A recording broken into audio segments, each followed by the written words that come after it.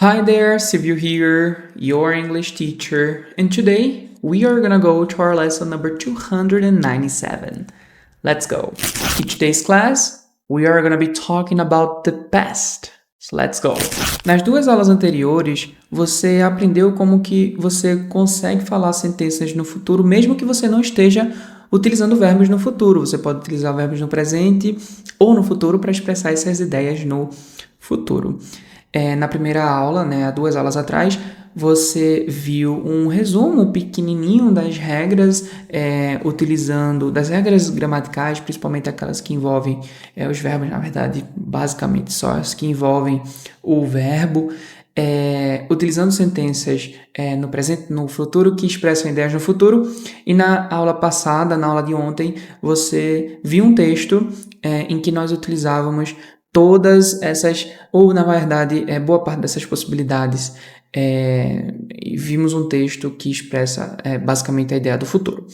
Na aula de hoje eu vou fazer um pouquinho diferente. Hoje você verá um texto tal como você viu ontem e amanhã eu estarei explicando como que nós conseguimos fazer essas sentenças no passado, mas hoje eu vou pegar uma abordagem um pouquinho diferente, justamente para que você consiga comparar de maneira mais direta com a aula que você teve ontem, tá certo? E aqui nessa primeira sentença nós temos: Last weekend I visited my cousin in the countryside. No final de semana passado eu visitei a minha prima. Cousin pode ser primo ou prima, mas você verá aqui durante o texto que esse cousin se refere a she, tá certo? Se refere a uma prima. I visited my cousin in the countryside. Eu visitei minha prima no interior. Countryside, que significa interior. While I was driving there, it suddenly started to rain. Enquanto eu estava dirigindo lá, do nada começou a chover. Então você tem aqui uma sentença no simple past, no passado simples, eu visitei. Aqui também, it started to rain, começou, são eventos que aconteceram em um ponto específico do passado. E aqui você tem, tal como nós tínhamos na aula de ontem, o future continuous, que nós utilizamos o ando, endo, indo no futuro. Aqui nós estaremos também utilizando esse ando, endo, indo no finalzinho dos verbos com ing no passado. Como é que eu sei que é passado? Por causa do was. Se eu falo I am driving, eu estou dirigindo, presente ou futuro. I will be driving, eu estarei dirigindo, futuro. Mas se eu falo I was driving, eu estava dirigindo, passado. When I arrived, quando eu cheguei, é um ponto específico no passado. She had already prepared lunch. Ela tinha já, nesse caso, ela já tinha preparado o almoço. Ela já tinha preparado o almoço. Então, ela já tinha preparado o almoço quando eu cheguei. Ou seja, esse evento finalizou antes de algo mais ter acontecido. Ela fez isso, depois aconteceu isso. Ela preparou o almoço, depois eu cheguei. So we ate right away. Então nós comemos prontamente. I have been waiting to see her for months. Eu estava esperando para vê-la por meses. Aqui, I have been, nós estamos utilizando o present perfect continuous, que apesar do nome ser present perfect, você vai ver que ele vai representar essas ideias, principalmente ideias que vêm lá do passado, tá certo? Tem conexão sim com o presente, mas a ideia tem início no passado. Estaremos estudando amanhã.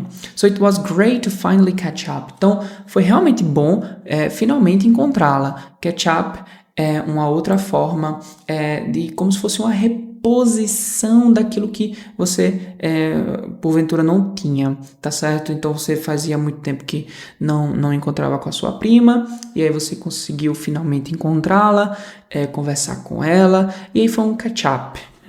Foi tirar o tempo perdido, vamos dizer assim. A gente usa bastante catch up no sentido de catch up classes quando nós fazemos dentro da Melos, por exemplo, nós fazemos as aulas de reposição. As aulas de reposição podem ser chamadas de catch-up classes, por exemplo. We had been talking for hours before we realized how late it was. Nós nós estávamos conversando por horas antes da gente se desse conta o quão tarde era. over the past few years. Bem, pelos anos passados, né? Até os anos passados, vou pegar a sentença por completo para ficar melhor. We have shared so many good memories and this visit just added more. Então, desde os anos passados, né, por alguns anos, nós tínhamos compartilhado, nós compartilhamos muitas memórias boas e essa visita apenas adicionou mais, ou no caso, mais uma. Então você tem aqui coisas que começaram a acontecer no passado e vem acontecendo ao longo do tempo e, bem, finalizou por enquanto nessa visita que a pessoa visitou a prima, no caso, certo? Então você vê aqui que no futuro, você fazer sentenças, você consegue sim, de forma literal, entender aquilo que está sendo conversado. No passado, você percebe que precisa ter uma interpretação um pouco maior. É um pouco mais difícil de conversar sobre assuntos que envolvem um passado. Não é impossível, é um pouco mais complicado, um pouco mais complexo, mas nada que vai matar você de estudar e de pensar que é muito difícil. Não, é um pouquinho mais complexo, de fato é. Por isso que na próxima aula a gente vai estudar um pouquinho com mais cuidado, vamos dizer assim, a como fazer sentenças no passado, ou pelo menos a como expressar ideias no passado. Porque fazer sentenças no passado você já sabe. Vamos agora reunir tudo que você sabe para então, portanto, conseguir expressar essas ideias no passado, beleza? And well, we have finished today's class. I hope you have enjoyed. Do not forget to drink water. As always, I will see you tomorrow. Bye bye.